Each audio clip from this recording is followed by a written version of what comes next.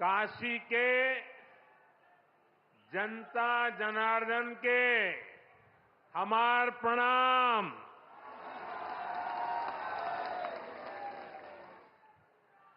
बाबा विश्वनाथ और मां गंगा के आशीर्वाद से काशी वासियों के असीम स्नेह से मुझे तीसरी बार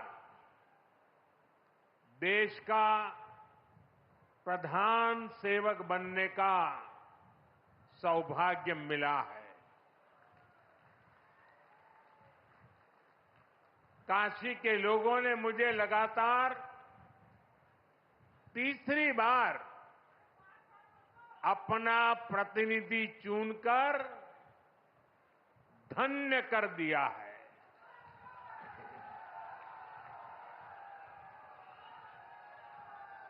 अब तो मां गंगा ने भी जैसे मुझे गोद ले लिया है, मैं यहीं का हो गया हूं।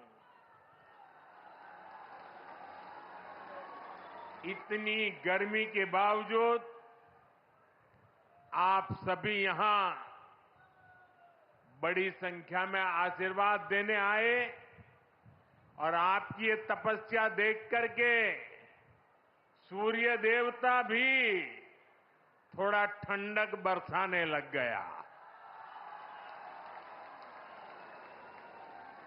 मैं आपका आभारी हूं, मैं आपका ऋणी हूं। साथियों, भारत में 18वीं लोकसभा के लिए हुआ ये चुनाव भारत के लोकतंत्र की विशालता को, भारत के लोकतंत्र के सामर्थ्य को, भारत के लोकतंत्र की व्यापकता को, भारत के लोकतंत्र की जड़ों की गहराई को दुनिया के सामने पूरे सामर्थ्य के साथ प्रस्तुत करता है। इस चुनाव में देश के 64 करोड़ से ज्यादा लोगों ने मतदान किया है। पूरी दुनिया में इससे बड़ा चुनाव कहीं और नहीं होता है, जहां इतनी बड़ी संख्या में लोग वोटिंग में हिस्सा लेते हैं। अभी मैं G7 की बैठक में हिस्सा लेने के लिए इटली गया था। G7 के सारे देशों के सारे मतदाताओं को मिला दे तो भी भारत के वोटर्स की संख्या उनसे 1.5 गुना ज्यादा है। यूरोप के तमाम देशों को जोड़ दें, यूरोपियन यूनियन के सारे मतदाताओं को जोड़ दें तो भी भारत के वोटर्स की संख्या उनसे 2.5 गुना ज्यादा है। इस चुनाव में 31 करोड़ से ज्यादा महिलाओं ने हिस्सा लिया है। ये एक देश में महिला वोटर्स की संख्या के हिसाब से पूरी दुनिया में सबसे ज्यादा है। ये संख्या अमेरिका की पूरी आबादी के आसपास है। भारत के लोकतंत्र की यही खूबसूरती, यही ताकत पूरी दुनिया को आकर्षित भी करती है, प्रभावित भी करती है। मैं बनारस के हर मतदाता का भी लोकतंत्र के एक उत्सव को सफल बनाने के लिए आभार व्यक्त करता हूं। ये बनारस के लोगों के लिए भी गर्व की बात है। काशी के लोगों ने तो सिर्फ एमपी नहीं, बल्कि तीसरी बार पीएम भी चुना है। इसलिए आप लोगों को तो डबल बधाई। साथियों, इस चुनाव में देश के लोगों ने जो जनादेश दिया है वो वाकई अभूतपूर्व है। इस जनादेश ने एक नया इतिहास रचा है। दुनिया के लोकतांत्रिक देशों में ऐसा बहुत कम ही देखा गया है कि कोई चुनी हुई सरकार लगातार तीसरी बार वापसी करे। लेकिन इस बार भारत की जनता ने ये भी करके दिखाया है। ऐसा भारत में 60 साल पहले हुआ था। तब से भारत में किसी सरकार ने इस तरह हैट्रिक नहीं लगाई थी। आपने ये सौभाग्य हमें दिया, अपने सेवक मोदी को दिया। भारत जैसे देश में जहां युवा आकांक्षा इतनी बड़ी है, जहां जनता के अथाह सपने हैं, वहां लोग अगर किसी सरकार को 10 साल के काम के बाद फिर सेवा का अवसर देते हैं तो ये बहुत बड़ी विक्ट्री है, बहुत बड़ा विजय है और बहुत बड़ा विश्वास है। आपका ये विश्वास मेरी बहुत बड़ी पूंजी है। आपका ये विश्वास मुझे लगातार आपकी सेवा के लिए देश को नई ऊंचाई पर पहुंचाने के लिए कड़ी मेहनत करने की प्रेरणा देता है।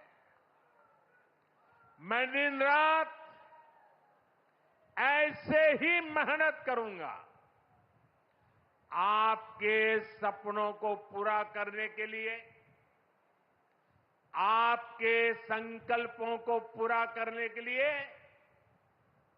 मैं हर प्रयास करूंगा। साथियों, मैंने किसान, नौजवान, नारी शक्ति और गरीब, इन्हें विकसित भारत का मजबूत स्तंभ माना है। अपने तीसरे कार्यकाल की शुरुआत मैंने इन्हीं के सशक्तिकरण से की है। सरकार बनते ही सबसे पहला फैसला किसान और गरीब परिवारों से जुड़ा फैसला लिया गया है। देश भर में गरीब परिवारों के लिए 3 करोड़ नए घर बनाने हो या फिर पीएम किसान सम्मान निधि को आगे बढ़ाना हो, ये फैसले करोड़ों करोड़ों लोगों की मदद करेंगे। आज का ये कार्यक्रम भी विकसित भारत के इसी रास्ते को सशक्त करने वाला है। आज इस खास कार्यक्रम में काशी के साथ साथ काशी से ही देश के गांवों के लोग जुड़े हैं। करोड़ों किसान हमारे साथ जुड़े हुए हैं और ये सारे हमारे किसान माताएं, भाई बहनें आज इस कार्यक्रम की शोभा बढ़ा रहे हैं। मैं अपनी काशी से हिंदुस्तान के कोने कोने में, गांव गांव में आज टेक्नोलॉजी से जुड़े हुए सभी किसान भाई बहनों का, देश के नागरिकों का अभिवादन करता हूं। थोड़ी देर पहले ही देश भर के करोड़ों किसानों के बैंक खाते में पीएम किसान सम्मान निधि के 20,000 करोड़ रुपए पहुंचे हैं। आज 3 करोड़ बहनों को लखपति दीदी बनाने की तरफ भी बहुत बड़ा कदम उठाया गया है। कृषि सखी के रूप में बहनों की नई भूमिका उन्हें सम्मान और आय के नए साधन दोनों सुनिश्चित करेंगे। मैं अपने सभी किसान परिवारों को, माताओं बहनों को बहुत बहुत शुभकामनाएं देता हूं। साथियों, पीएम किसान सम्मान निधि आज दुनिया की सबसे बड़ी डायरेक्ट बेनिफिट ट्रांसफर स्कीम बन चुका है। अभी तक देश के करोड़ों किसान परिवारों के बैंक खाते में 3.25 लाख करोड़ रुपए जमा हो चुके हैं। यहां वाराणसी जिले के किसानों के खाते में भी 700 करोड़ रुपए जमा हुए हैं। मुझे खुशी है कि पीएम किसान सम्मान निधि में सही लाभार्थी तक लाभ पहुंचाने के लिए टेक्नोलॉजी का बेहतर इस्तेमाल हुआ है। कुछ महीने पहले ही विकसित भारत संकल्प यात्रा के दौरान भी 1 करोड़ से अधिक किसान इस योजना से जुड़े हैं। सरकार ने पीएम किसान सम्मान निधि का लाभ पाने के लिए कई नियमों को भी सरल किया है। जब सही नीयत होती है, सेवा की भावना होती है, तो ऐसे ही तेजी से किसान हित के, जनहित के काम होता है। भाई और बहनों, 21वीं सदी के भारत को दुनिया की तीसरी बड़ी आर्थिक ताकत बनाने में पूरी कृषि व्यवस्था की बड़ी भूमिका है। हमें वैश्विक रूप से सोचना होगा, ग्लोबल मार्केट को ध्यान में रखना होगा। हमें दलहन और तिलहन में आत्मनिर्भर बनना है और कृषि निर्यात में अग्रणी बनना है।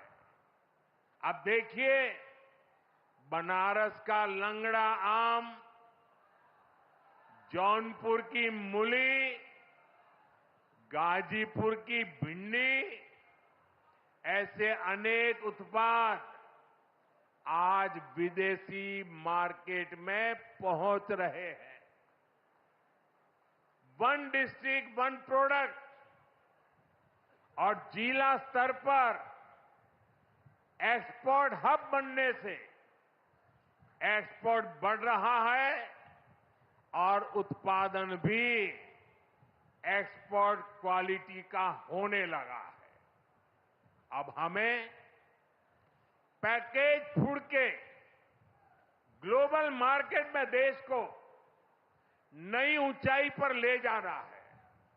और मेरा तो सपना है कि दुनिया की हर डाइनिंग टेबल पर भारत का कोई न कोई खाद्यान्न या फूड प्रोडक्ट होना ही चाहिए। इसलिए हमें खेती में भी जीरो इफेक्ट, जीरो डिफेक्ट वाले मंत्र को बढ़ावा देना है। मोटे अनाज, श्री अन्न का उत्पादन हो,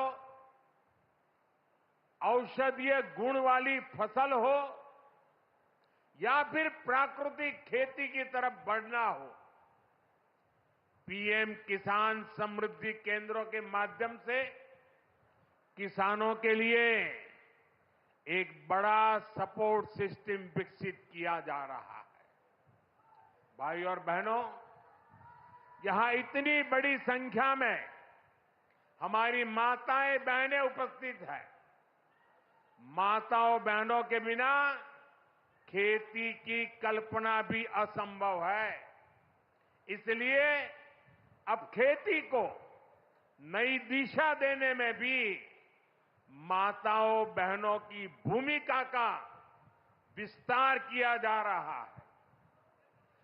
नमो ड्रोन दीदी की तरह ही कृषि सखी कार्यक्रम ऐसा ही एक प्रयास है। हमने आशा कार्यकर्ता के रूप में बहनों का काम देखा है। हमने बैंक सखियों के रूप में डिजिटल इंडिया बनाने में बहनों की भूमिका देखी है। अब हम कृषि सखी के रूप में खेती को नई ताकत मिलते हुए देखेंगे। आज 30,000 से अधिक सहायता समूहों को कृषि सखी के रूप में प्रमाण पत्र दिए गए हैं। अभी 12 राज्यों में ये योजना शुरू हुई है।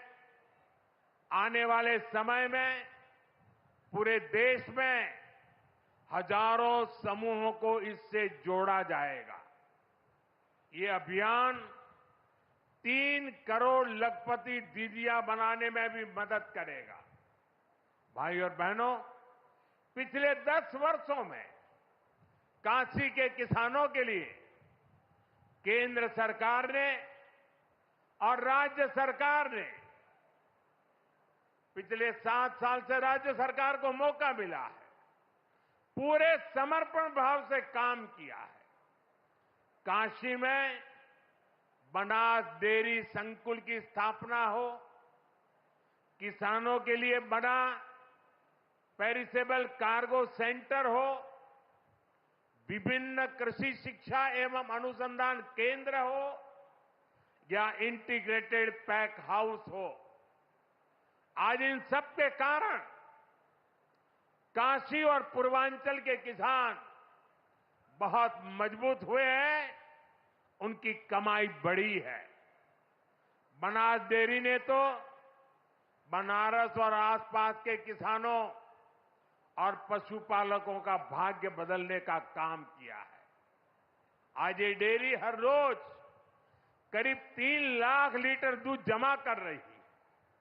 अकेले बनारस के ही 14,000 से ज्यादा पशुपालक, ये हमारे परिवार इस डेयरी के रजिस्टर्ड हो चुके हैं।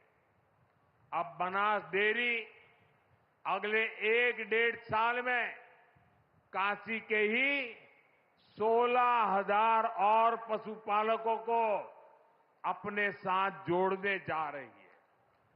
बनास डेयरी आने के बाद बनारस के अनेकों दूध उत्पादकों की कमाई में भी 5 लाख रुपए तक की वृद्धि हुई है।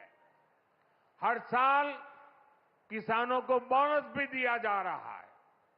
पिछले साल भी 100 करोड़ रुपए से ज्यादा का बोनस पशुपालकों के बैंक खाते में भेजा गया था। बनास डेयरी अच्छी नस्ल की गीर और साहिवाल गायों को भी किसानों को दे रही है। इससे भी उनकी आमदनी बढ़ी है। साथियों, बनारस में मछली पालकों की आय बढ़ाने के लिए भी हमारी सरकार लगातार काम कर रही है। पीएम मत्स्य संपदा योजना से सैकड़ों किसानों को लाभ हो रहा है। उन्हें अब किसान क्रेडिट कार्ड की भी सुविधा मिल रही है। यहां पास में चंदौली में करीब 70 करोड़ की लागत से आधुनिक फिश मार्केट का निर्माण भी किया जा रहा है। इससे भी बनारस के मछली पालन से जुड़े किसानों को मदद मिलेगी। साथियों, मुझे खुशी है कि पीएम सूर्यघर मुफ्त बिजली योजना को भी बनारस में जबरदस्त सफलता मिल रही है। यहां के करीब 40,000 लोग इस योजना के तहत रजिस्टर हुए हैं। बनारस के 2100 से ज्यादा घरों में सोलर पैनल लग चुका है। अभी 3000 से ज्यादा घरों में सोलर पैनल लगाने का काम चल रहा है। जो घर पीएम सूर्यघर मुफ्त बिजली योजना से जुड़े हैं, उनमें से ज्यादातर को डबल फायदा हुआ है। उनका बिजली बिल तो जीरो हो ही गया है, 2-3 हजार रुपये की कमाई भी होने लगी है। साथियों, बीते 10 सालों में बनारस शहर और आसपास के गांवों में कनेक्टिविटी का जो काम हुआ है, उससे भी बहुत मदद हुई है। आज काशी में देश के सबसे पहले सिटी रोपवे प्रोजेक्ट का काम अपने आखिरी पड़ाव तक पहुंच रहा है। गाजीपुर, आजमगढ़ और जौनपुर के रास्तों को जोड़ती रिंग रोड विकास का रास्ता बन गई है। फुलवरिया और चौकाघाट के फ्लाईओवर बनने से जाम से जूझने वाले बनारस के आप लोगों को बहुत राहत हुई है। काशी, बनारस और कैंट रेलवे स्टेशन अब एक नए रूप में पर्यटकों और बनारसी लोगों का स्वागत कर रहे हैं। बाबतपुर एयरपोर्ट का नया रूप न सिर्फ यातायात बल्कि व्यापार को भी सहूलियत दे रहा है। गंगा घाटों पर होता विकास, बीएचयू में बनती नई स्वास्थ्य सुविधाएं, शहर के कूड़ों का नवीन रूप और वाराणसी में जगह जगह विकसित होती नई व्यवस्था काशी वासियों को गौरव की अनुभूति कराती है। काशी में स्पोर्ट्स को लेकर जो काम हो रहा है, नए स्टेडियम का जो काम हो रहा है, वो भी युवाओं के लिए नए मौके बना रहा है। साथियों, हमारी काशी संस्कृति की राजधानी रही है।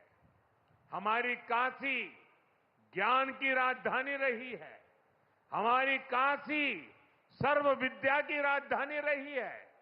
लेकिन इन सबके साथ साथ काशी एक ऐसी नगरी बनी है जिसने सारी दुनिया को ये दिखाया है कि हेरिटेज सिटी भी अर्बन डेवलपमेंट का नया अध्याय लिख सकती है। विकास भी और विरासत भी का मंत्र काशी में हर तरफ दिखाई देता है। और इस विकास से सिर्फ काशी का लाभ नहीं हो रहा, पूरे पूर्वांचल के जो परिवार काशी में अपने कामकाज और जरूरतों के लिए आते हैं, उन सभी को भी इन सारे कामों से बहुत मदद मिलती है। साथियों, बाबा विश्वनाथ की कृपा से काशी के विकास की ये नई गाथा अनवरत चलती रहेगी। मैं एक बार फिर 40,000 लोग इस योजना के तहत रजिस्टर हुए हैं। बनारस के 2100 से ज्यादा घरों में सोलर पैनल लग चुका है। अभी 3,000 से ज्यादा घरों में सोलर पैनल लगा। बनारस आयल है।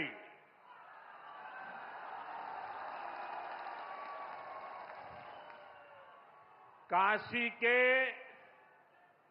जनता जनार्दन के हमार प्रणाम।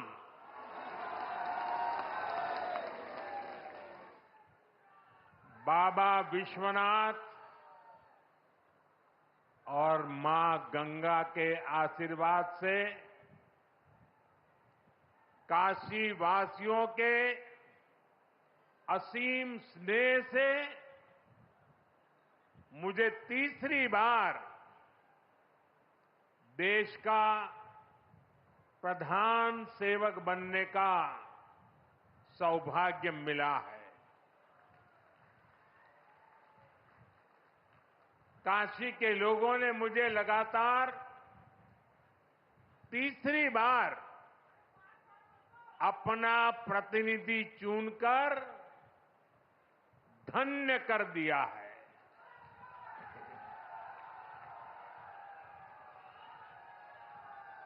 अब तो मां गंगा ने भी जैसे मुझे गोद ले लिया है, मैं यहीं का हो गया हूं।